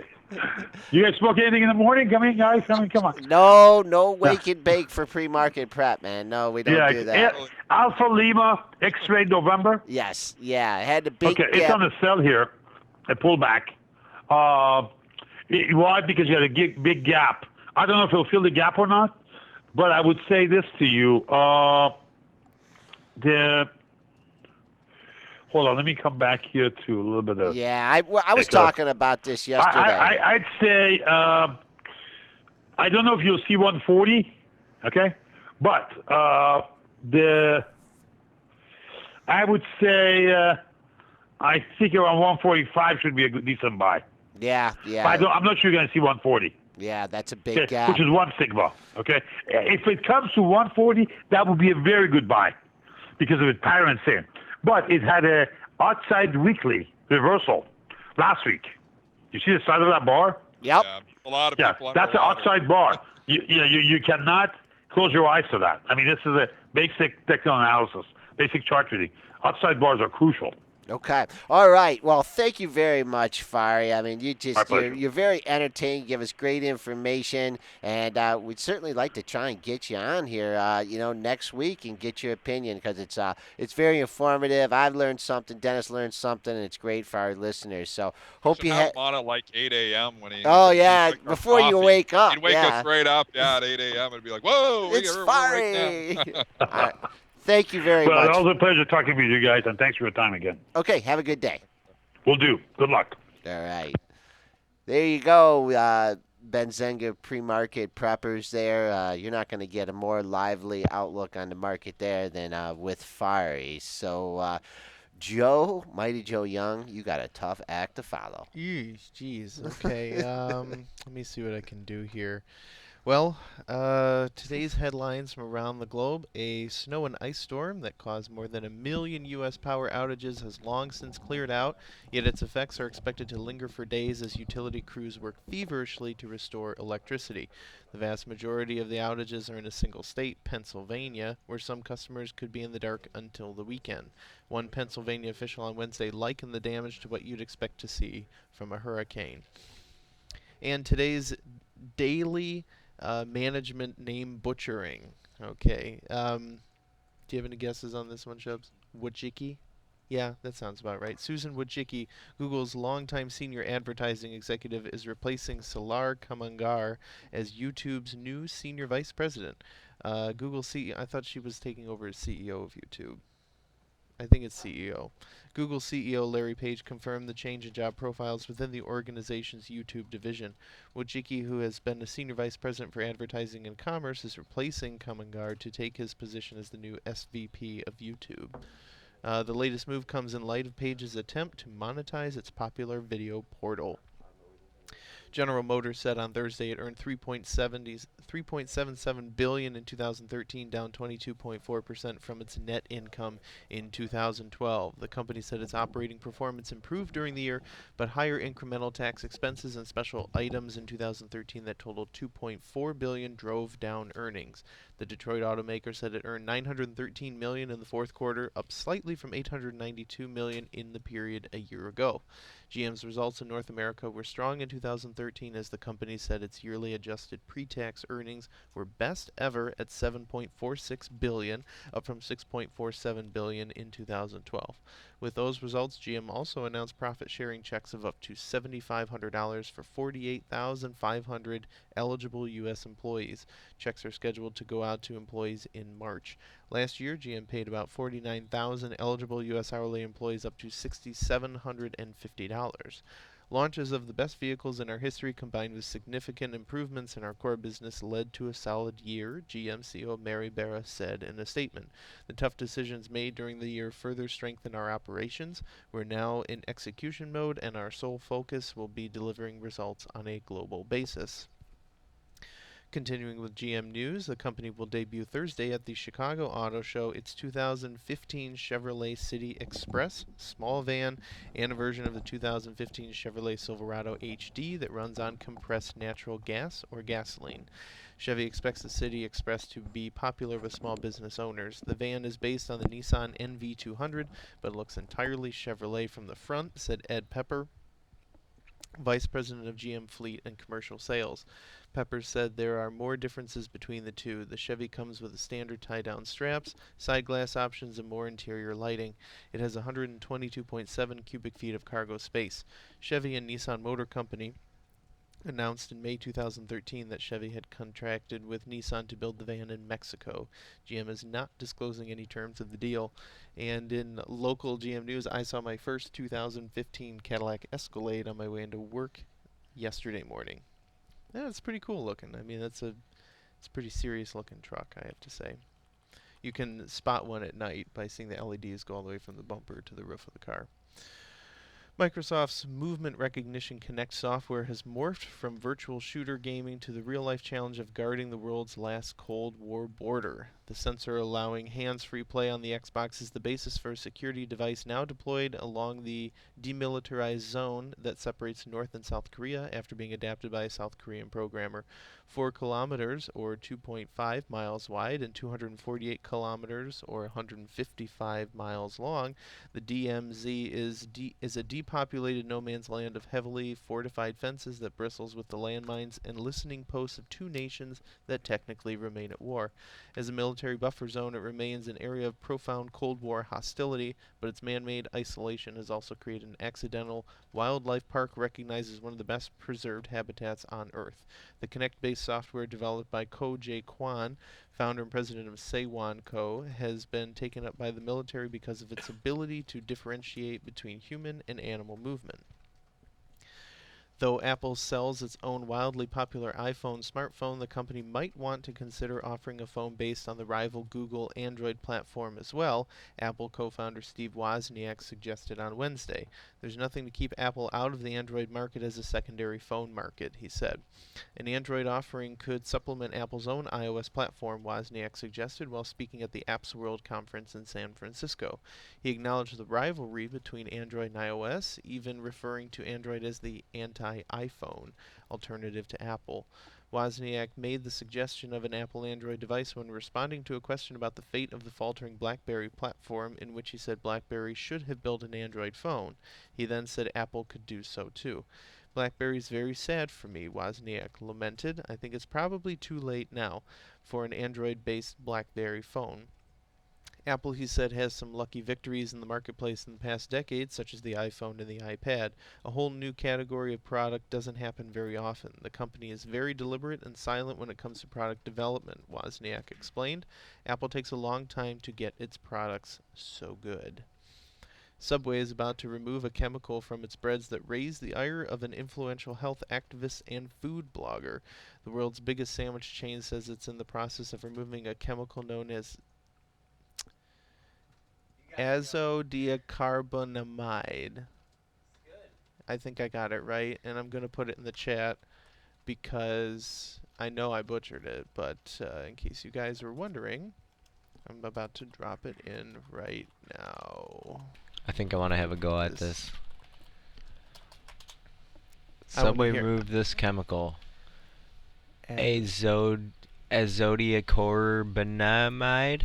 I think you- Azodiacarbonamide. Yeah, I think you actually did better than I I did. know. It's if Shubs would if Shubs would spell stuff phonetically, then you know. Well, He's got it. There's and then there's Zodiac. Yeah, Zodiac. Azodiacarbonamide. Carbon. All right. Amide. Yeah. A Zodiac carbonide. So they removed that chemical from their sandwich breads, a chemical that Vanny Hari, who runs the site foodbabe.com, says is commonly used to increase elasticity in everything from yoga mats to shoe rubber to synthetic leather. It's used for the same reason in bread, she says, as a dough conditioner. We are already in the process of removing, again, azodiacarbonamide as part of our bread improvement efforts, despite the fact that it is USDA and FDA approved ingredient, the company says in a statement. The complete conversion to have this product out of the bread will be done soon. Fresh baked bread and the perception of better for you offerings is a major deal to Subway. It's one of the chain's central selling points. Just last week, Michelle Obama sat and ate lunch before hosting a press conference at a Subway in Washington, D.C. to commend the chain for joining her healthy eating initiative, pledging nutritious foods on its kids' menu. And amid a flurry of threats flooding Russia as it hosts Winter Olympics 2014, the U.S. has positioned 2 warships in the Black Sea to provide help in case of any untoward untoward incident threatened security. The latest threat warning was that of toothpaste bombs. I did see a headline about this earlier today, issued by the U.S. Homeland Security Department for all the airlines operating direct flights to Russia as the country plays host to the Winter Olympics that began in Sochi today. The bulletin issued by the U.S. Department of Homeland Security says that the militants might smuggle the explosives into the toothpaste tubes or other similar cosmetic tubes and then later assemble the explosive into bombs either in the flight or at Sochi. Terrific. So, today's trivia tidbit. On this day in 1911, President Ronald Reagan was born. So, obviously that's not the trivia. In the middle of his acting career, the Gipper was first elected to the board of directors of the Screen Actors Guild in 1941 before moving into politics, first assuming office as governor of California in 1967. Trivia question. On your mark, everybody. We're ready. What infamous strategy of the 40th president was announced on February 6th, 1985? I'm sorry, what was that, Darius? You got to put that in the chat, man. Shubs, are you putting the trivia question in the chat? You did? Okay. What infamous strategy of the President Reagan, infamous strategy of the 40th president was announced on February 6th, 1985? We really need the soundboard because I could use the Jeopardy waiting song right now. Star Wars. Oh, come on, Violin Maker. We Star got Wars trilogy was completed in 1983. Let's go. What about SF break? Did somebody just win Yep, a 1-month trial to Benzinga Pro? I think we did. I think we Uh-oh. did. Actually, It's a great guess. what do we got, Joe? Okay, the answer, ladies and gentlemen, the Reagan Doctrine, which served as the foundation for the Reagan administration's support of freedom fighters around the globe. It was a strategy orchestrated and implemented to oppose the global influence of the Soviet Union during the final years of the Cold War. While the doctrine lasted less than a decade, it was the centerpiece of a U.S. foreign policy from the early 1980s until the end of the Cold War in 1991. Under the Reagan Doctrine, the U.S. provided overt and covert aid to anti-communist guerrillas and resistance movements in an effort to roll back Soviet-backed communist governments in Africa, Asia, and Latin America. The doctrine was designed to diminish Soviet influence in these regions as part of the administration's overall Cold War strategy. Among others, Margaret Thatcher has credited the Reagan Doctrine with aiding the end of the Cold War. That wraps it up for me today, ladies and gentlemen. Just a reminder that the show would not be possible without our dear friends at Options House, who will give you 150 commission-free trades if you sign up for an account through this page. There's buttons at the top, at the bottom right. As Brent would say, make a click, or make clickies. I'd say make a clicky. Make a clicky on over to the page, open an Options House account, get 150 commission-free trades just because you listened to Benzinga's pre-market prep. Brent, Hey. got those rating changes for me, man? Yeah, I do. I was gonna say, so I guess Violin Maker was probably a pretty decent guess. I thought he was being a funny guy, but that was probably not a bad guess, but not Star quite. Wars I'm sorry. weapons systems. I Yes. mean, I suppose if we had actual like intergalactic space travel, that might have helped. But No, Star Wars was like the it was like the original Skynet. It was like and correct me if I'm wrong, Violin Maker, it was like a bunch of, they wanted to put some lasers in orbit and it would be some kind of anti-missile device, I guess. So that was not, I think I'm starting to get your trivia tidbit, Joe. You give a nice little preview and you know, I sort of got the preview but I didn't actually use it, I guess. So oh yeah, shame on me. Well, no prob, Bob. It's okay, man. There's always tomorrow. Always tomorrow. So today I have, for whatever reason, about double, maybe triple the amount of top upgrades. Analysts sort of leaning on the bullish side of things today.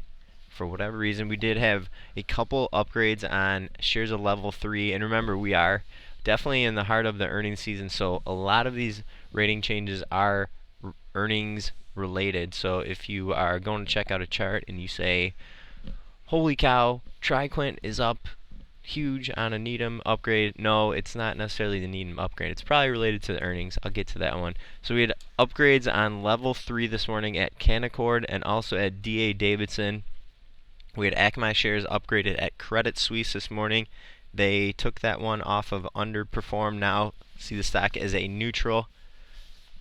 Let's see what else we got earnings related. Stifel Nicholas upgrading shares of Green Mountain to hold. TriQuint upgraded at Needham. They now have a buy rating. And now we got a few that are not related to earnings. As I seen it, DuPont upgraded at SunTrust. Also had Fifth Third upgraded at Bank of America. Buffalo Wild Wings, here you guys go. Upgrade at Miller Tabak.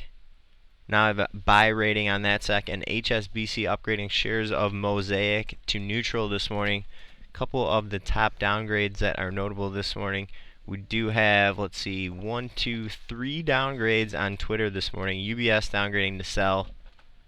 Stern AG downgrading to underperform. And Stifel downgrading to hold. SodaStream downgraded at KeyBank this morning. They're moving to the sidelines on that one. Now rate the stock with the hold. SunTrust downgrading shares of Atmel to neutral. Firm name First Global downgrading shares of Tupperware to market perform. And Gabelli & Co. downgrading shares of Corinthian Colleges, that is ticker COCO, to hold. Market is open for trade, Joel. What do you think? Oh, am I a little early? I'm a little early, no, right? No. Ding, ding, ding, ding, ding, ding, ding, ding. Oh, well, here, let's start out with the Twitter. The Twitter. None I other predict than. it's going to go under $50.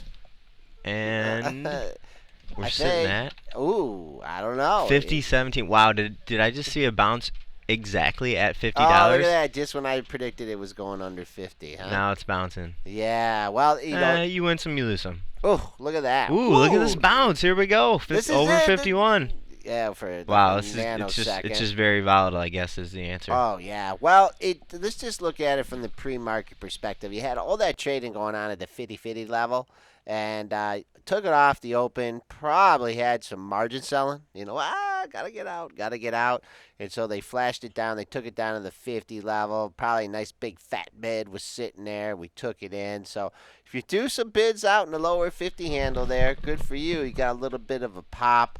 Now, if you come back to that area, I think you might get some buyers ahead. But initial pop for Twitter is off that 50 level, and I wanted to see where this Green Mountain Coffee is, because that move. I mean, you talk about a ridiculous move on the Coca-Cola news. Yeah, let's see. This thing is flashing here. It's making me dizzy. Let me see here. You got up to 131, and then when we got on the show, you had that tremendous consolidation at the 115 level. Well, during the regular session, it didn't really hold up that well at all here, and it traded down. But we'll keep an eye on that 115 level if we can get back to there. But Shaky Jake, what do you got going on for us? Good morning, Joel. Well, that Twitter move is incredible. Quite a report there, beating on the top, beating on the bottom line, raising guidance, and seemingly bullish comments on the conference call, and yet it's getting offered down so much. I mean, I don't know. It's just kind of crazy. I mean, Joel, I know I was kind of saying this yesterday that the earnings themselves and even the numbers themselves don't matter. It's all going to be those comments. Guess it wasn't enough to justify the keeping it around $70, but that move in Green Mountain has been incredible as well. But I've got a few other things moving. Did have Pandora reporting earnings after the close last night, so I figured we should probably hop in to that one real quick. The ticker there is just PAPA, Pandora Media, the internet radio company there. EPS came in at 11 cents, was the 8-cent expected, so solid beat there. Company did release some guidance, guiding for the first quarter of 2014 a loss of 14 to a loss of 16 cents a share. Street was looking for a loss of 12 cents. They guided the revenue basically in line, and then the fiscal year of 2014 they're looking for 13 to 17 cents. Street was looking for 19 cents. So some poor guidance out of Pandora despite that beat on the bottom line there. Joel, what did you think about this? I know you guys were kind of talking about this earlier. Pandora, had the nice run up ahead of it. We did open up here at well, opened up at 33, and then you got that quick buck rally here to 34. And actually, if you were quick on the draw here, you could have gotten out near gap situation. 34.06 was yesterday's low, hit 34 even. So that was a nice little pop, and now you got the drop. What you need to look out for here is you did have a much lower low in the pre-market trading. The low of the actual move in after the news was 31.50. Support moved up to $32 after that, so I'll be looking at those as areas of support. If you came back down, think you get back up to that $34 level again. I mean, that's the gap area. People that bought there will want to sell there. So there's the early parameters, 31.50 to 34. Just a quick note, Jake. S&P futures making a new high right now. Are very, very close. 55 and a quarter. The day session high, 55.75 pre-market high. So short-term target up here on the long side if you guys are playing it that way. Yep, absolutely. So definitely a lot of action going on this morning. Another report that I want to hop into that we got this morning was General Motors, GM, local company here. EPS came in at 67 cents versus expected 88 cents, while revenues came in at 40.5 billion versus expected 40.96 billion. Shares were trading down, I think, as much as 3% last time I looked. Let's see where they're at right now. All right, so they're not down nearly as much anymore, but No. General Motors kind of recovering here, but they were dragging Ford down with them. Joel, what are you thinking of some of these automotive names here? Much lower in the pre-market, 33.44 was the high. Now you in the real session when the liquidity comes in. You opened up at 34.43, made a 42 low.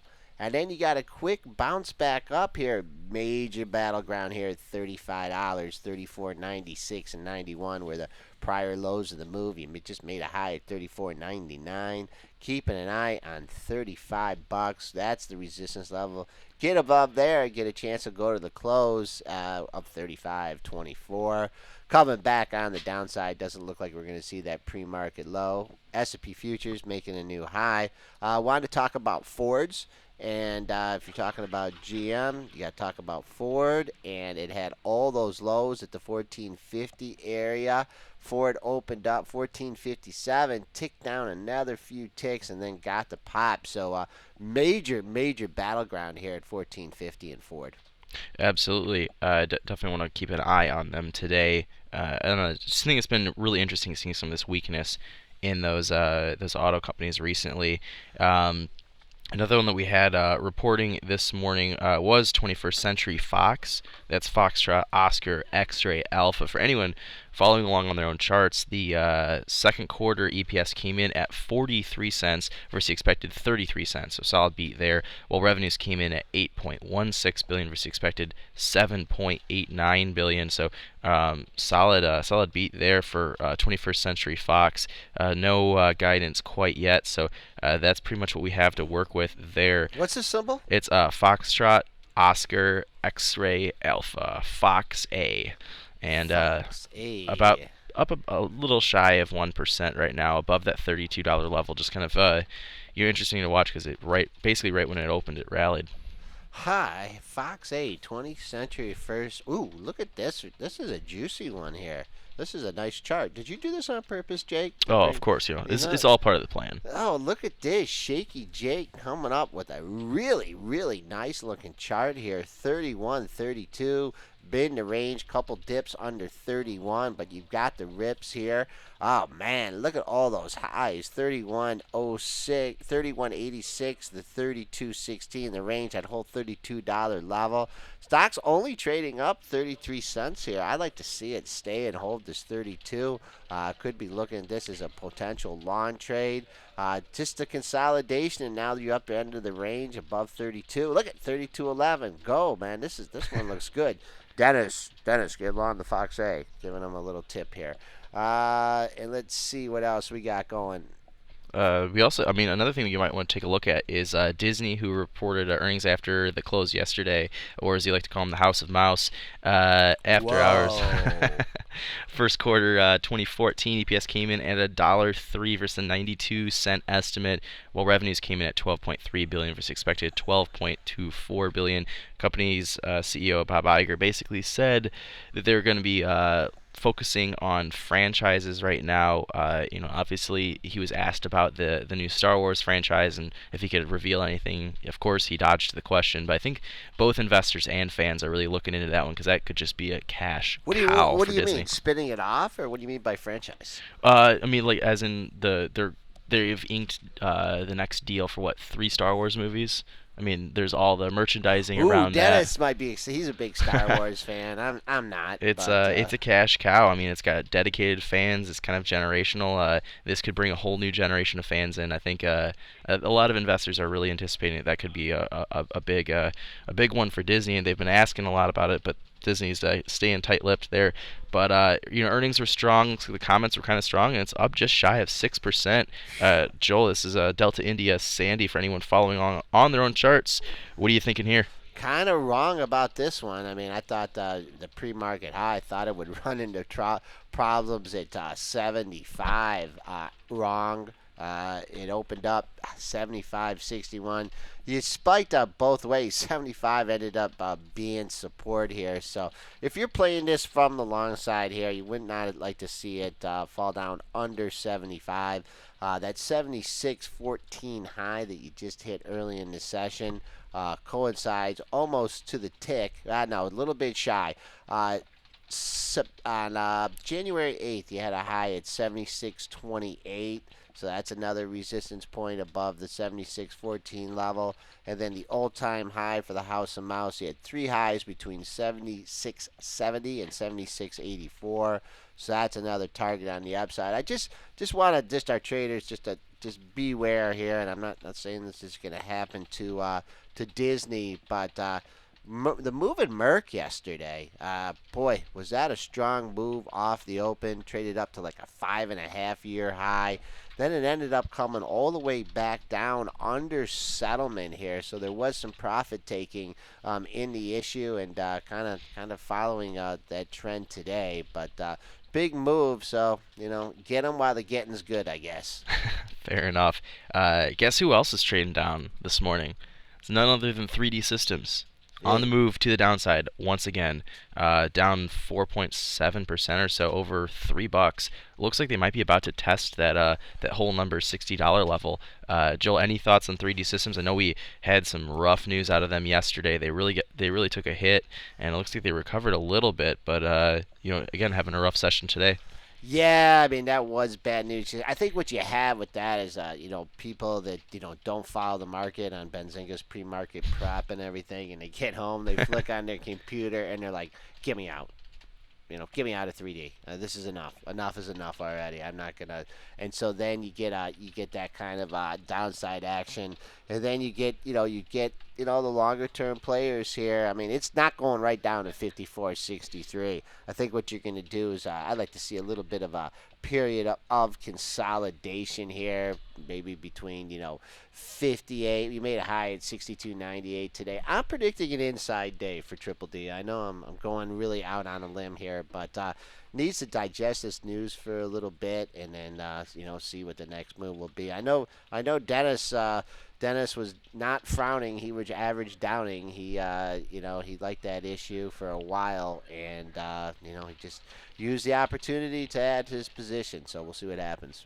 Yeah, I was just, I looked at Stratasys. Stratasys isn't exactly trading down as much. I'm just kind of going across the other 3D printers here. The X1, what are they doing now? They're up a little bit. So 3D Systems itself seems to be the lone one in the bunch that's trading down so much, which maybe is why it's hanging on to that $60 level so much. Is probably bulls saying, hey, the rest of the sector isn't trading down. It's time for this this weakness to stop. So definitely something to keep an eye on for today's session. We had another company that reported earnings this morning. It was kind of the aging internet company AOL. I don't know if you guys did a whole lot with them, but they were talking about this morning. Company CEOs Tim Armstrong was talking about spinning out MapQuest, and that could be some bullish comments there.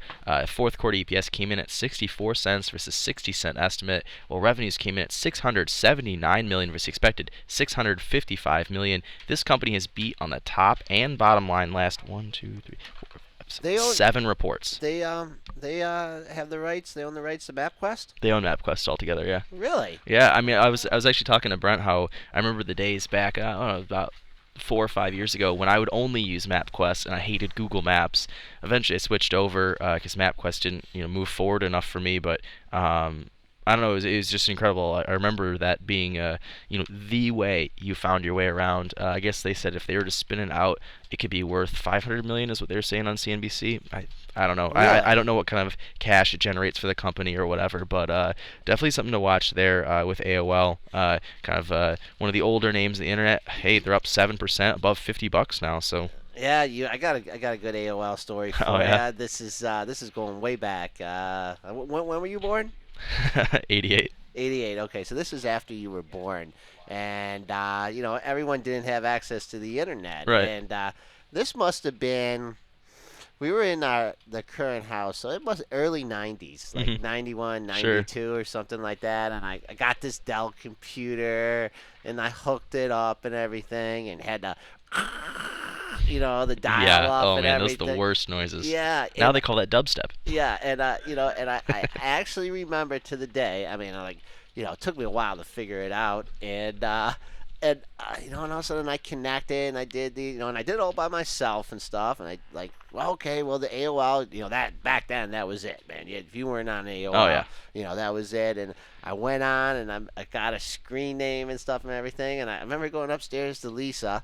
And I said, honey, man, you got to check out this internet thing, man. It's really, and she's like, leave me alone. I'm busy with the baby, And I was like, no, I really think this is going to be something someday, and it was just remember, and then obviously I didn't invest in internet companies. So It's actually still kind of did- funny. My dad got into AOL pretty early before the .com bubble. Ooh, he did great for a while, and then that scared him away from the market. So, classic story of a retail investor getting absolutely crushed by a bubble. I don't know. But anyways, I guess I didn't even realize it's 9:46. Oh, shoot. We're having so much fun. We just ran right over our deadline. So Joel, what are you thinking for the S&Ps on today's session? We're drifting higher here. We took out the pre-market high of 55.75. We are continuing north here. Got the unemployment number coming out tomorrow. I mean, it's just not great. There's just not great resistance in here. I mean, people are obviously taking off some positions ahead of the number. I take an eye on like the average daily range. It's probably right around 20 handles. So we could easily float up into the 1760s here. Doesn't seem like anything is going to be knocking us down. Just quickly, round number Twitter, 50 holds. I guess we didn't get to do. I guess we'll have to do our office pool here. For Dennis and I to be right, though, it has to climb another $2.50. And Facebook held up well, so we'll see what happens with the markets. Thanks for participating in the show. We love your comments and questions and whatnot, and we'll be back with you tomorrow.